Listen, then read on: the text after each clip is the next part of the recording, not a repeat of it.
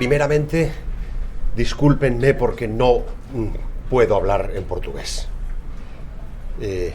Lo lamento, pero si lo intentara sería peor, créanme. De tal manera que queden por lo menos tranquilos sabiendo que la penitencia hubiera podido ser peor, en el caso de que me hubiera atrevido a intentar hablar portugués. Me dicen que hable de lo que quiera, pero en 20 minutos, que no los consumiré íntegramente, sino que hablaré un poco menos, porque estas sesiones se sabe cómo empiezan, pero no cómo terminan, y las reuniones con múltiples oradores las carga el diablo, pues como las armas, pues intentaré hablar lo menos posible. Y creo que un tópico, una cuestión de la que se podría hablar, es el de la acción de los seglares en el mundo. De una manera muy sencilla en su estructura, pero quizá no tan sencilla en alguno de los conceptos, aunque intentaré simplificar la argumentación al mínimo. Miren, cuando se nos habla de la acción de los laicos, de los seglares, como se decía antes, en el mundo, todo el mundo cree que nos estamos refiriendo inmediatamente al Concilio Vaticano II y a lo que en una de sus declaraciones denominó consecratio mundi. Pues no voy a hablar de la consecratio mundi según los documentos del Concilio Vaticano II, por una razón muy sencilla. Porque la acción de los laicos en el mundo tiene raíces muy anteriores, más interesantes y menos ambiguas que las que están presentes en esos documentos. Pero a esto llegaremos. Hay un famoso discurso de Pío XII del año 1951, si no recuerdo mal, en un importante congreso, el primer Congreso Mundial del Apostolado Seglar, en el que Pío XII comienza haciendo una afirmación que hoy, con lo que ha llovido y con el agua que ha pasado bajo los puentes tras el Vaticano II, nos parecería sorprendente. Dice Pío XII que el origen de una acción potenciada de los laicos en el mundo católico procede del Concilio de Trento. Sería, según Pío XII, en 1951, la realidad de la cristiandad post-tridentina la que habría buscado un lugar para los laicos en el seno de la acción de la Iglesia, desconocida hasta entonces. Digo que es una afirmación que hoy nos parece sorprendente, pero que Pío XII hace en 1951. Pero dice una segunda cosa muy importante en ese mismo discurso, y dice que la razón por la que se pudo potenciar la acción de los laicos en el mundo después de Trento fue la afirmación de la cristiandad que define como una atmósfera proclive al desarrollo y encarnación de la fe en el seno de una civilización que comenzaba a ser secularizadora, producto de la gnosis protestante, y que la llamada Contrarreforma, en realidad, al oponerse a esta gnosis protestante, obligaba a reforzar la realidad de esa cristiandad.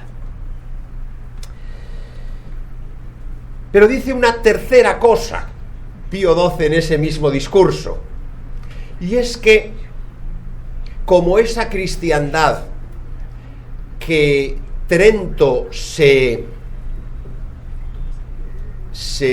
lanzó a defender frente a la secularización protestante, fue doctrinalmente vencida por esta última, se impuso en el mundo el régimen de la separación entre la Iglesia y la comunidad política, y en el orden cultural entre la Iglesia y la cultura. De dos maneras, y esto es muy importante que Pío XII lo dijera, aunque luego lo desmintiera su praxis, pero este es otro problema más complejo, y es que esa separación se había realizado de dos maneras. Por una parte, en el mundo norteamericano, estadounidense. Por otra parte, en el mundo europeo a través de la matriz francesa. Es decir, estaba individuando dos modelos de separación entre la Iglesia y la comunidad política, entre la Iglesia y la cultura. El gringo y el francés. Claro está que estas dos vías, quizá de esto hable el sábado, sábado, ¿no? En portugués, sábado es sábado. No hay feira que valga, es sábado. Sobre esto hablaré probablemente el sábado.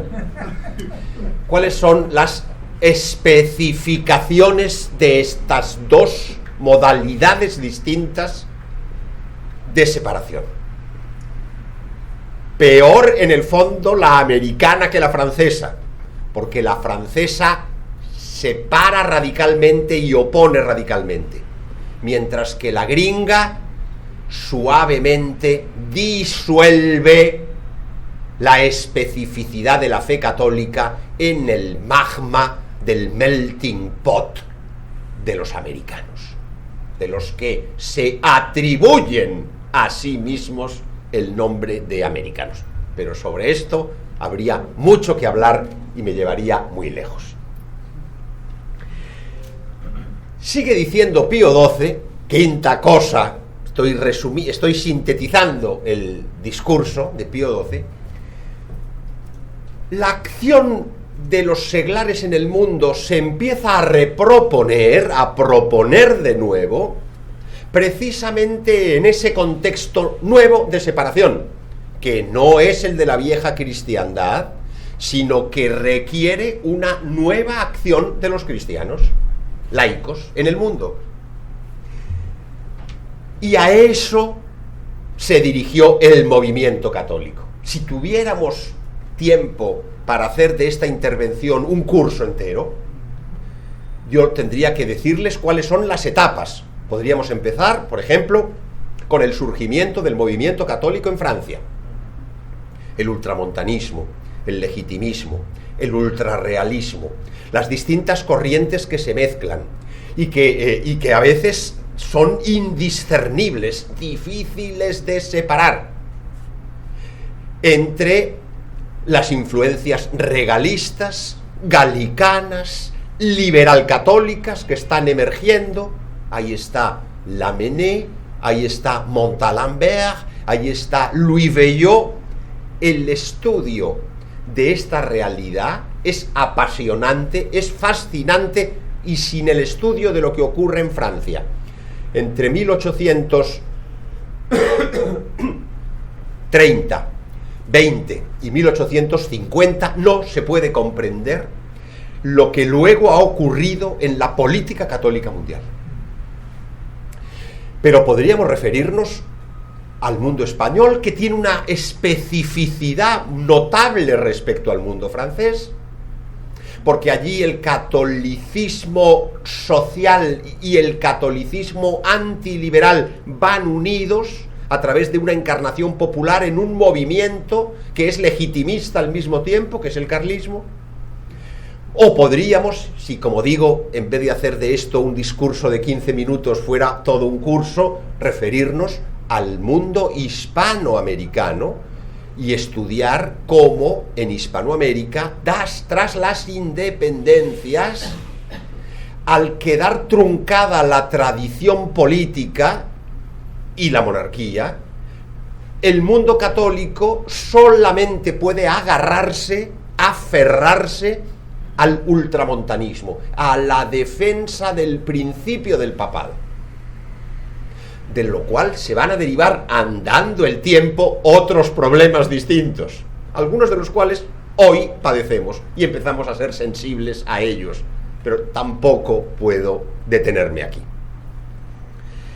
En ese contexto, olvido la historia, olvido los escenarios y me voy a la doctrina, que es más rápida siempre de explicar que la historia, que requiere un desarrollo más pormenorizado. Esa es la resistencia del papado al mundo moderno. Cuando Pío IX, en su famosa proposición 80 del Sílabus, condena la proposición de que el romano pontífice puede y debe reconciliarse con el liberalismo, con el progreso y con el mundo moderno, proposición condenada, está sintetizando lo que es el paradigma del catolicismo liberal. Y eso desde un punto de vista constructivo, no condenatorio, sino afirmativo, es lo que aparece en el lema del pontificado de San Pío X, Omnia instaurare in Cristo. ¿Por qué? Porque la secularización ha engullido, ha destruido la cristiandad, y Pax Christi in Regno Christi, el lema de Pío XI, porque no puede haber paz sino en el reino de Cristo. Fuera del reino de Cristo no es paz, sino la paz de los cementerios, o como decía el clásico romano, hacen desiertos y lo llaman paz. Esta explicación sintética de los lemas de dos pontífices daría para desarrollar lo que está en el origen de una nueva interpretación de la posición de los laicos en el mundo, que es la recristianización para la recuperación del valor edificante de las instituciones, sin las cuales no puede haber pueblos cristianos. Porque no puede haber pueblos cristianos sin instituciones cristianas.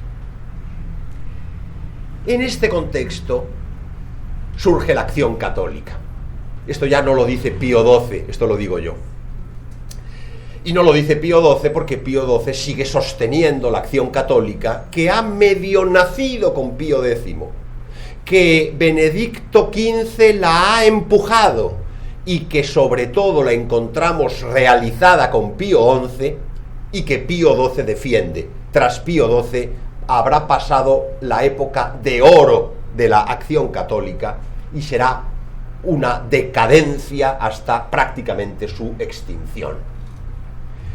Pero la acción católica no respondió nunca a esta idea fundacional que Pío XII expresaba y que contradecía en su praxis, y que Pío XI había contradicho en su praxis, que consistía en la recuperación de la cristiandad. La acción católica erróneamente se convierte en un instrumento clerical, y no utilizo el término clericalismo en el sentido bergogliano, que es un sentido interesante en algún punto, aunque de nuevo se podía aplicar el Santo Padre a él mismo el diagnóstico que realiza en ocasiones, sino en el sentido del filósofo italiano Augusto del Noce, en el que el clericalismo consiste en el deseo de intervenir en las instituciones políticas en el sentido de bautizar todo lo que hay al fin de intentar sacar de lo que parece mal bien, algo que en general suele ser perdedor, porque las ideas tienen consecuencias, porque las estructuras tienen dinámicas. Y ahí nos encontramos con el núcleo del problema, y es donde voy a empezar. Llevo ya 15 minutos, me quedan 4, voy al final a hablar los 20 minutos que había dicho que no iba a hacer, pero no hablaré más. Nos encontramos con el nudo del problema, y es que el catolicismo liberal, para el que el movimiento católico nació para combatir, termina siendo funcional al catolicismo liberal. Esto lo llaman los italianos con una palabra muy fina, heterogénesis de los fines, que parece una cosa incomprensible, pero que es muy fácil de traducir. Se busca una cosa y se alcanza lo contrario de lo que se busca. Eso quiere decir heterogénesis de los fines. Se busca cristianizar las instituciones y termina reforzándose el liberalismo en el mundo católico. Porque el catolicismo liberal se concretó en 2 aporías. Por un lado, el encarnacionismo extremo y humanístico que santifica como divinas las acciones culturales y políticas de signo izquierdista. Teología de la liberación, cristianos por el socialismo, democracias cristianas que surgen de la acción católica. Y por otra parte, una especie de escatologismo que disimula la existencia de elementos residuales supervivientes del orden natural. Y esto es en lo que termina el movimiento católico, o bien en decir que sí, que Cristo reinará, pero reinará en su segunda venida, que además se deja de predicar, se remite a las calendas grecas, o bien se sustituye el reinado de Cristo con la teología de la liberación de los oprimidos, de los pobres, mientras que la verdadera especificidad del mundo católico que había garantizado la tradición antimoderna de la Iglesia aparece disuelta. Esto, mis queridos amigos, es a lo que estamos llamados a contribuir, olvidándonos de la llamada Consecratio Mundi del Concilio Vaticano II, que solo ha reforzado las aporías de este movimiento católico liberal, o si quieren ustedes, vaciando su significado y reconduciéndolo a lo que verdaderamente siempre fue necesidad del mundo católico: la evangelización de las instituciones. Es decir, lo que San Pío X, en su famosa carta Notre Charge Apostolique, para condenar la democracia cristiana del Le Sillon, decía: la ciudad católica, que no está por inventar, que no está en las nubes, sino que ha existido, existe, y que no se trata sino de restaurarla en lo que quede e instaurarla en lo que haya sido destruido, sin cesar, contra las utopías siempre nuevas de la utopía malsana, de la revolución y de la impiedad. Eso es a lo que estamos llamados. Muchas gracias.